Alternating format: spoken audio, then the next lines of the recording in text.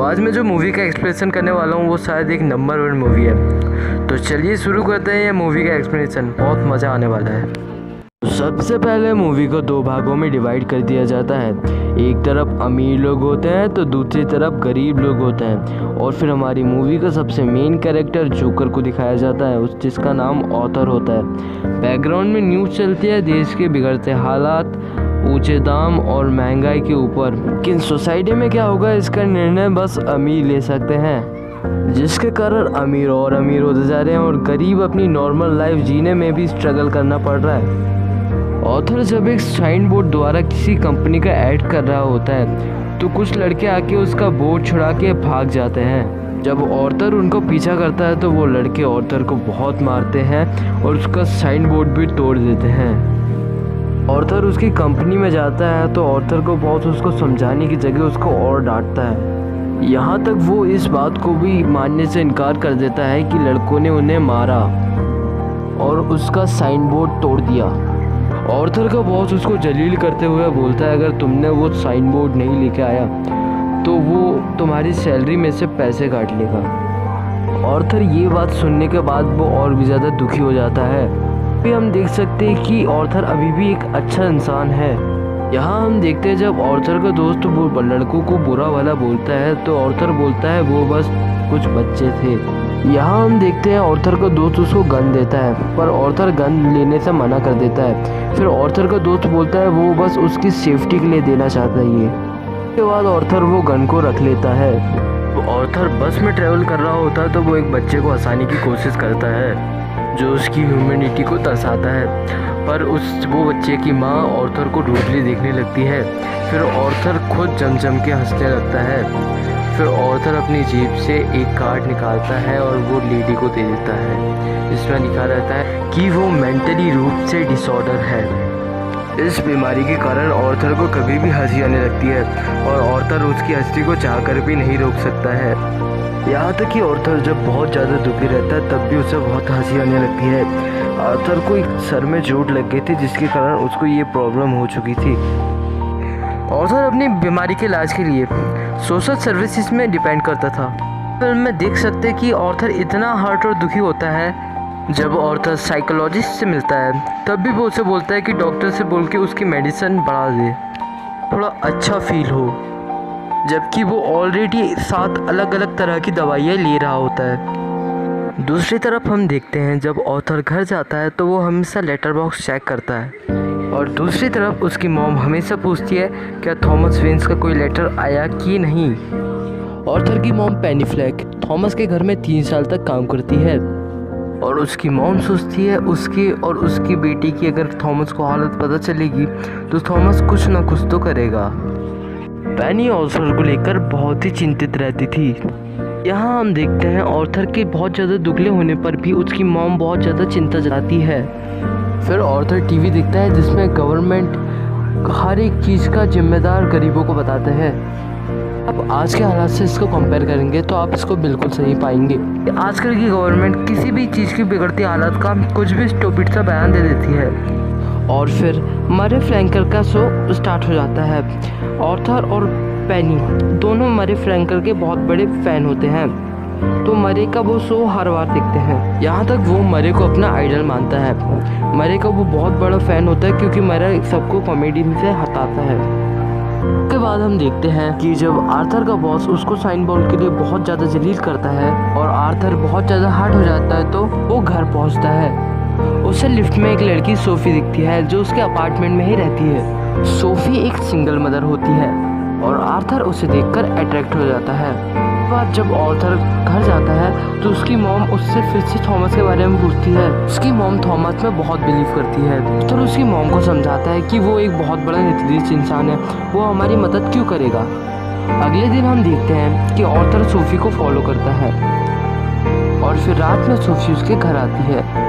Sophie author को बोलती है आज तुम मुझे फॉलो कर रहे थे, तो ऑथर उसको हाँ बोलता है।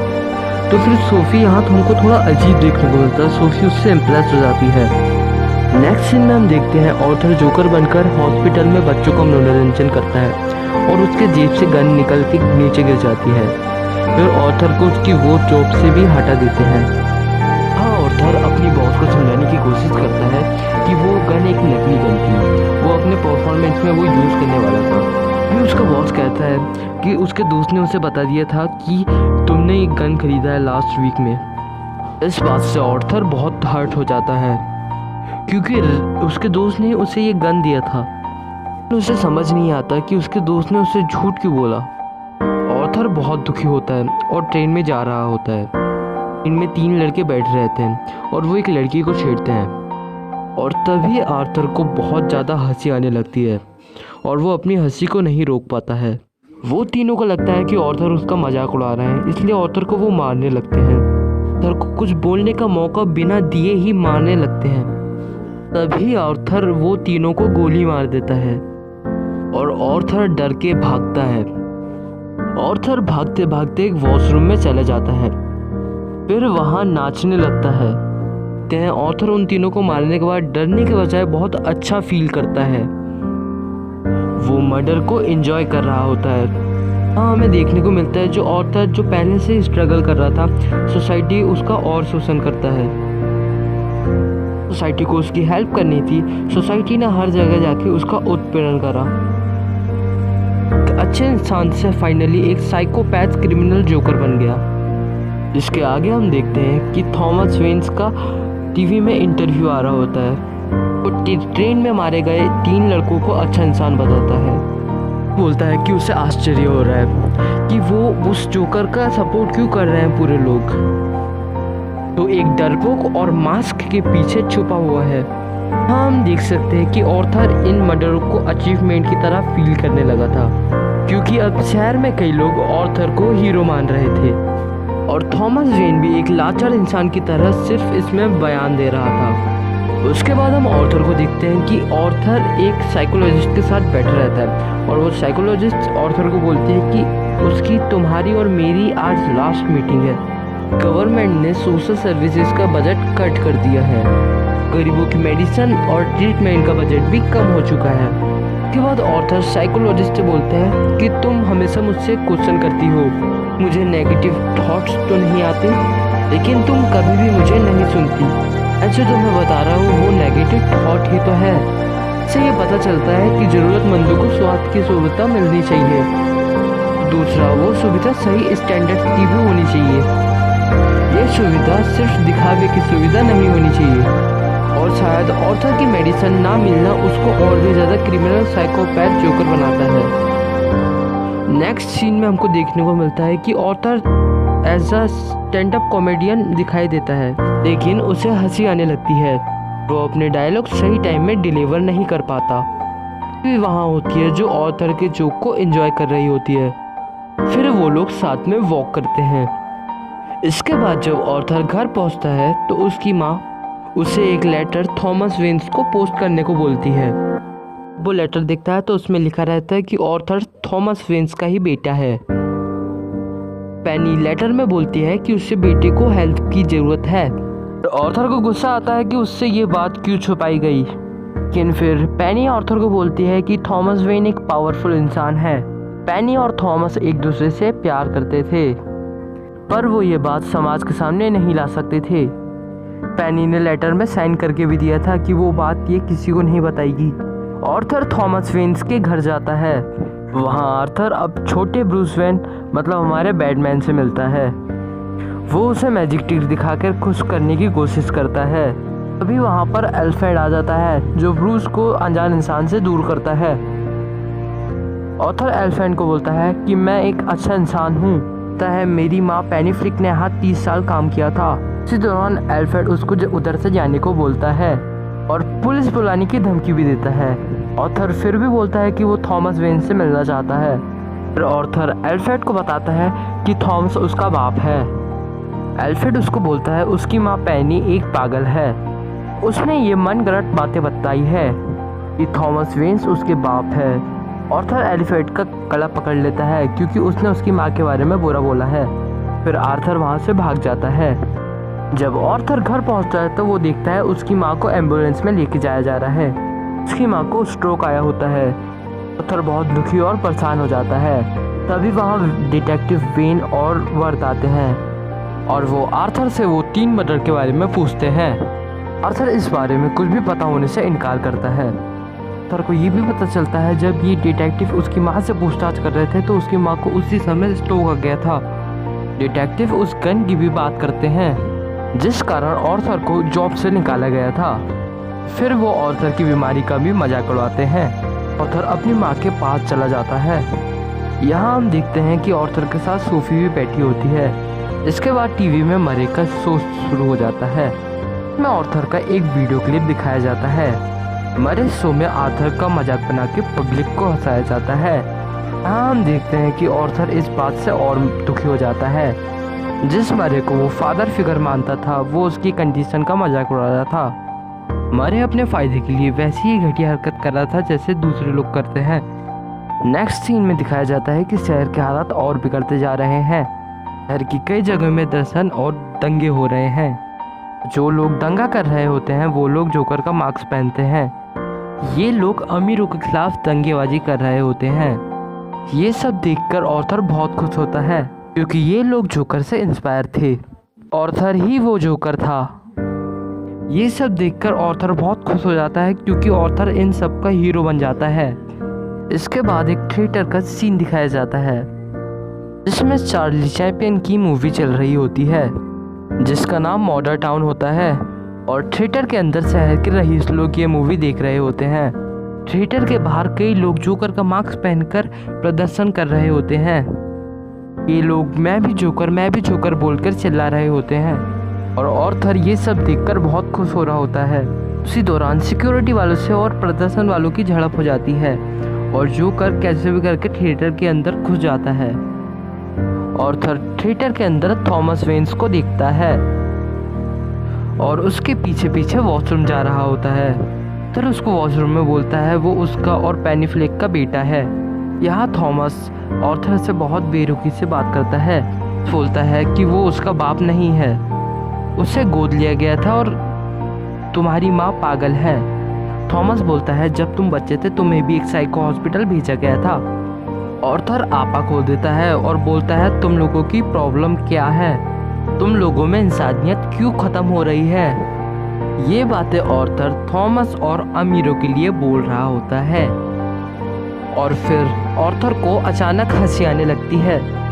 थॉमस आर्थर को एक पंच मारता है और बोलता है अगर तुमने नेक्स्ट टाइम मेरे बच्चे को टच किया तो मैं तुम्हें जान से मार दूंगा। फिर वो आर्थर को वो थिएटर से बाहर फेंकवा देता है। लेकिन ये सीन मूवी में नहीं दिखाया गया था, सिर्फ मूवी के फर्स्ट ट्रेलर में ही था। यहाँ आर्थर इतना हर्ट हो जाता है कि वो खुद को एक रेफ्रिजरेटर में बंद कर हर्ट करता है। उसी दौरान आर्थर के फ़ोन पर एक मैसेज आ रहा होता है। डिटेक्टिव उसको मर्डर के सिलसिले में मिलना चाहता है। नेक्स्ट सीन में हम देखते हैं कि आर्थर को मर्डर शो से कॉल आ रहा होता है और लास्ट वीक जो उसका वीडियो दिखाया जाता है उससे वो शो की TRP बढ़ने के कारण उसको वो शो में ऐसा गेस्ट बुलाया जाता है। इसके बाद आर्थर एक हॉस्पिटल जाता है। वहाँ जाकर क्लर्क से अजीब बातें करता है। वो पूछता है इस हॉस्पिटल में सब पागल है या फिर क्रिमिनल भी है। वो उधर ये भी बताता है कि उनने 3 लोग को हर्ट किया था और उसको ये बात का बिल्कुल भी अफसोस नहीं है। क्लर्क आर्थर को बोलता है उसे डॉक्टर की ज़रूरत है, को डॉक्टर को दिखाना चाहिए। यहाँ हम देखते हैं जब क्लर्क पेनी की फाइल में यहाँ देखता है कि उसमें यहाँ लिखा है कि उसने उसकी बेटी को नुकसान पहुँचाया है, तो वो आर्थर को वो फाइल देने से मना कर देता है। आर्थर उससे फाइल छीनकर भाग जाता है। इसमें पेनी के पर्सनालिटी डिसऑर्डर, हिंसक व्यवहार और एडॉप्शन के पेपर होते हैं। में ये भी लिखा रहता है कि पेनी का बॉयफ्रेंड उसके बच्चे के सामने उसे अब्यूज़ करता था और इस कारण उसके बच्चे के सर पे चोट भी लगी थी। यहाँ हम पेनी के यंगर वर्जन को देखते हैं। इसमें वो सवाल पूछे जाने पर बताती है थॉमस सच छुपाने के लिए झूठ बना रहा है। इससे ये साफ पता चलता है कि पेपर झूठे बनाए गए थे। एक अमीर इंसान कोई भी चीज़ के झूठे पेपर तो आसानी से बनवा लेगा। यदि पेनी मेंटली डिस्टर्ब थी तो उसे बच्चा अडॉप्ट करने कैसे दिया। फाइनेंशियली पुअर और मेंटली डिस्टर्ब होने के बावजूद भी वो बच्चा पूरे टाइम के लिए उसके साथ ही था। हम वापस चोरी में आते हैं। फिर जब ये पेपर देखता है तो वो बिल्कुल टूट जाता है जब उसे ये पता चलता है कि पूरी दुनिया में सबसे अजीज चीज़ उसकी माँ भी उसकी अपनी माँ नहीं है।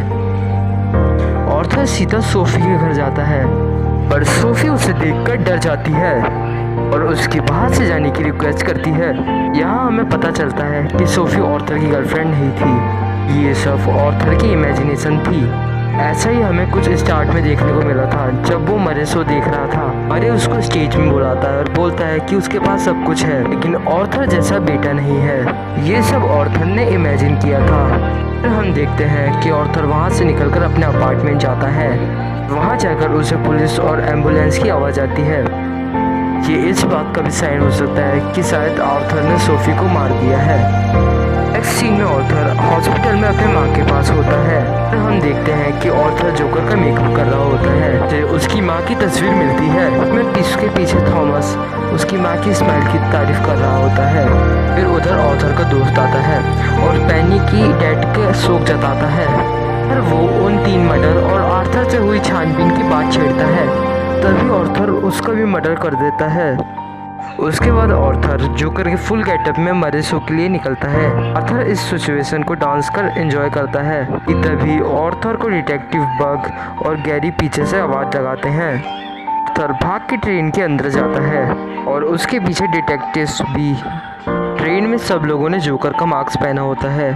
वो लोग होते हैं जो सरकार के खिलाफ प्रदर्शन कर रहे होते हैं। डिटेक्टिव्स का आर्थर को इन लोगों के बीच ढूंढना इम्पॉसिबल हो जाता है। तभी डिटेक्टिव्स की वहाँ गोली चल जाती है। प्रदर्शन कर्मचारी मर जाता है। तभी लोगों की भीड़ उन पे हावी हो जाती है और आर्थर उधर से निकल जाता है।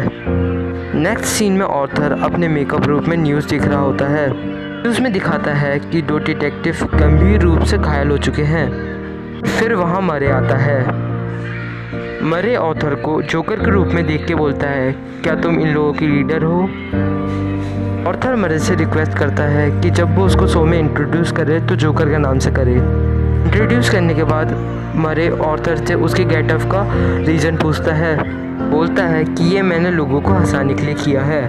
आर्थर शो में बताता है कि उन्होंने वो 3 कंपनी के लोगों को उसी ने मारा है कि वो इसी लायक थे। इन लोगों को मारना भी एक जोक था। के मरने पर थॉमस ने टीवी में आकर बोला, इन तीनों की मौत मायने रखती है लेकिन मैं मर जाऊं तो किसी को भी कोई फर्क नहीं पड़ेगा। कि सोसाइटी बहुत घटिया हो चुकी है, गरीबों को रोज कुचला जाता है, अमीरों की परेशानियां मायने रखती है, वो सिर्फ अपने फायदे की पड़ी है। तुमने भी हंसने के लिए मेरे वीडियो का इस्तेमाल किया था। आर्थर मरे को भी इस शो में ही गोली मार देता है। सीन में जब पुलिस आर्थर को ले जा रही होती है तो शहर के हालात और भी खराब हो जाते हैं। प्रदर्शनकारी पूरे शहर में लूटपाट और तोड़फोड़ मचा देते हैं। आर्थर के सपोर्टर एम्बुलेंस की गाड़ी से पुलिस को टक्कर मारकर उसे छुड़ा लेते हैं। एक गाड़ी में चढ़ जाता है और अपनी ब्लड से अपने चेहरे पर स्माइल बनाता है। आर्थर के सपोर्टर उसके चारों ओर जोर जोर से नारे लगा रहे होते हैं। अपनी लाइफ में जूझने वाला और हमेशा स्ट्रगल करने वाला आर्थर आज लाखों लोगों का हीरो बन चुका है।